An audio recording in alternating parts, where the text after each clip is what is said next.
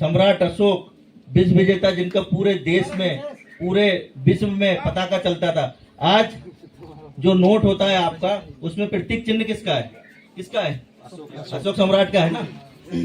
आज जितनी सरकारें चलती हैं, अपना झंडा है, तिरंगा झंडा, उसमें किसका चिन्ह है? अशोक सम्राट का है। जब झंडा हमारा, जब सिक्का हमारा, जब सब चीज हमारी, तो ये देश किसका हुआ? देश भी जिंदाबाद भाई, ये देश भी हमारे बाप का हुआ ना।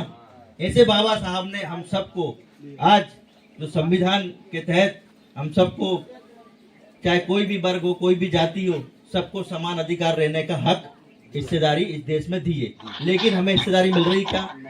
आज हमारी संख्या 80 लाख से 1 करोड़ है। आज हमें जनसंख्या के अनुपात में हिस्सेदारी मिलना चाहिए।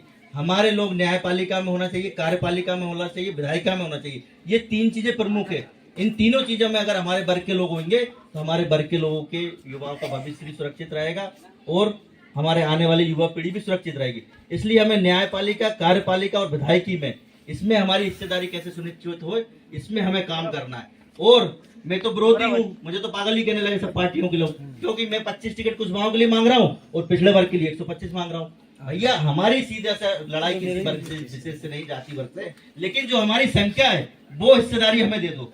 आज मीना समाज है, गुर्जर समाज है, लोधी समाज है, कुर्मी समाज है, कुशवाहा समाज है, पाल समाज है। आज बताइए, सेन समाज जो है, सेन समाज पूरे प्रदेश की सेवा करता है, पूरे देश की सेवा करता है। क्या उनको हक नहीं है? उनका विधायक बनना चाहिए सेन समाज का है? विश्वकर्मा समाज को हक नहीं है क्या? तो ये हिस्सेदारी कौन देगा? जब हम पिछले वर्ग के लोग इकट्ठे होंगे और जब हम लामबंद होंगे तो इनको क्या, इनके बाप को भी हिस्सेदारी देना पड़ेगा। हम इनके जबड़े में से निकाल के हिस्सेदारी ले लेंगे। तो मैंने तो संकल्प ले लिया है, विधायक बनना कोई बहुत बड़ी बात नहीं है। विधायक तो जब चाहे जब बन जाता है आदमी, लेकिन विधायक बनने के अलावा भी हमारे पास बहुत सारे अवसर हैं। इस समाज के लिए हमने क्या योगदान दिया, इस समाज को हमने कितना जागृत किया, इस समाज को हमने अपने हक अधिकार के लिए लड़ने के लिए कितना सड़कों पे संघर्ष तैयार किया इन लोगों के लिए, उसको भी करना चाहिए। विधायक बनना तो बने, आपके समाज में कई विधायक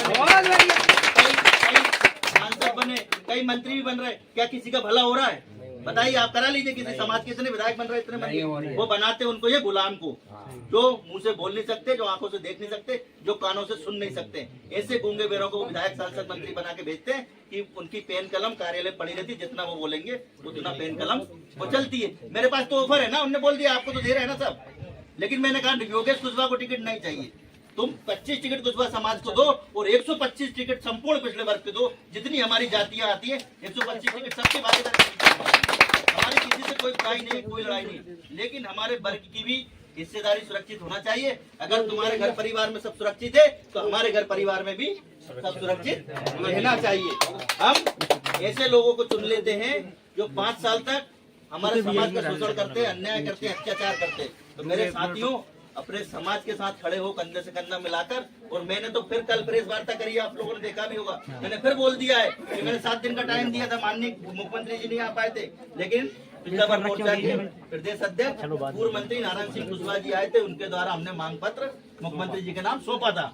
कमलनाथ जी उपस्थित हुए, हमने उनको भी मांग पत्र सौंपा है।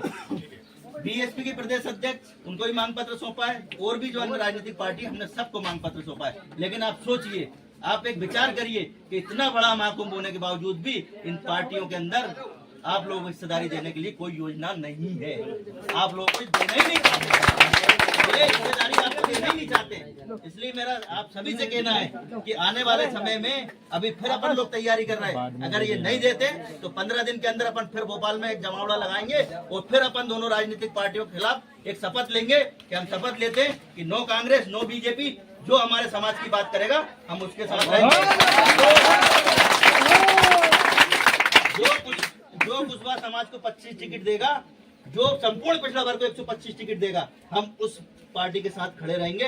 ये संकल्प हमें भोपाल की धरती पर खड़ा करना है। और बाकी मेरे अन्य समाजों के पिछले वर्ग के प्रदेश अध्यक्षों से भी बातचीत हो गई है। अगर ऐसा भी नहीं होता है तो अपन 50 सीटों पर यहाँ बाहुल्य कुशवाहा समाज प्रत्याशी उतारेंगे।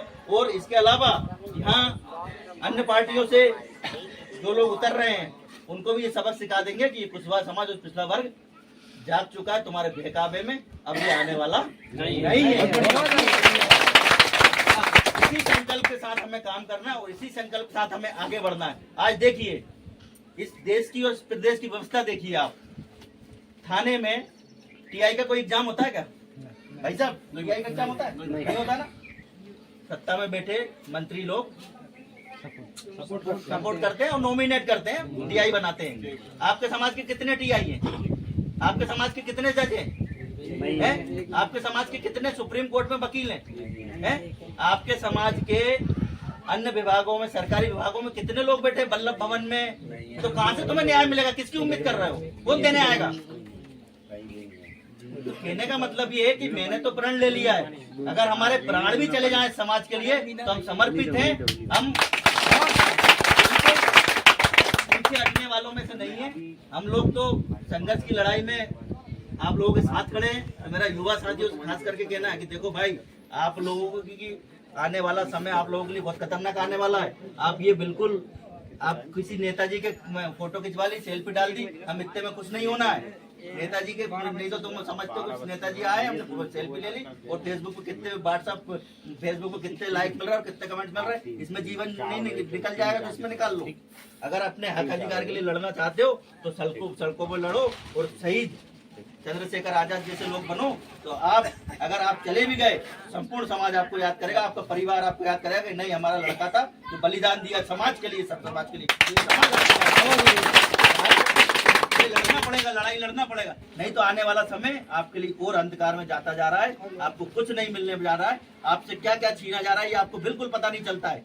ठीक है, आपसे सब छीन लिया जाएगा धीरे धीरे, आपसे आरक्षण छीन लिया जाएगा, आपसे प्रतिनिधित्व छीन लिया जाएगा। अभी आपको जो 5-6 टिकट मिल रहा है वो भी छीन लिए जाएंगे। किसके पास जाओगे? कौन सुन रहा है तुम्हारे? कोई बैठा है? कोई नहीं बैठा हुआ है, कोई नहीं सुन रहा है। जिनकी सुनवाई होती है वो सुन रहे हैं और अपने सत्ता चला रहे हैं। कहने का मतलब ये है, हमें संगठित होना पड़ेगा, सत्ता के लिए संघर्ष करना पड़ेगा। जो बाबा साहब ने कहा था कि जिसकी जितनी संख्या भारी उसकी उतनी हिस्सेदारी, तो हम हमारी हिस्सेदारी मांग रहे हैं। हमारी लड़ाई किसी से नहीं है भाई, उनका आपकी हिस्सेदारी जो बनती है आप ले लो, लेकिन हमें भी हमारे जनसंख्या के अनुपात में हिस्सेदारी मिलना चाहिए। आज अगर आपके समाज के मंत्री बैठेंगे, विधायक बैठेंगे या पिछड़े वर्ग के विधायक मंत्री बैठेंगे जो आइडियोलॉजी से परिपक्व होंगे, वो लोग कभी भी आपको झुकना नहीं सिखाएंगे, आपको संघर्ष करना सिखाएंगे, लड़ाई लड़ना सिखाएंगे, चाहे वो कहीं भी हो। आप लोग, इसलिए मेरे युवा साथियों आपसे निवेदन है खास करके कि आप आने वाले समय अपना खराब मत करो, भविष्य खराब मत करो। आप पढ़ लेना, अच्छी अच्छी डिग्री हासिल कर लेना, लेकिन आपका सिस्टम में बैठे कोई व्यक्ति नहीं है तो आपकी नौकरी नहीं लगने वाली। आप कितने पढ़ लेना, नहीं लगेगी, क्योंकि आपके लोग पावर में नहीं है। जिस दिन आपके लोग पावर में पहुंचेंगे उस दिन आपके और संपूर्ण पिछले वर्ग के लोगों का भी उत्थान होगा, भला होगा और विकास होगा। इन्हीं शब्दों के साथ मैं अपनी वाणी को विराम देता हूँ। जय ज्योतिबा फुले जी।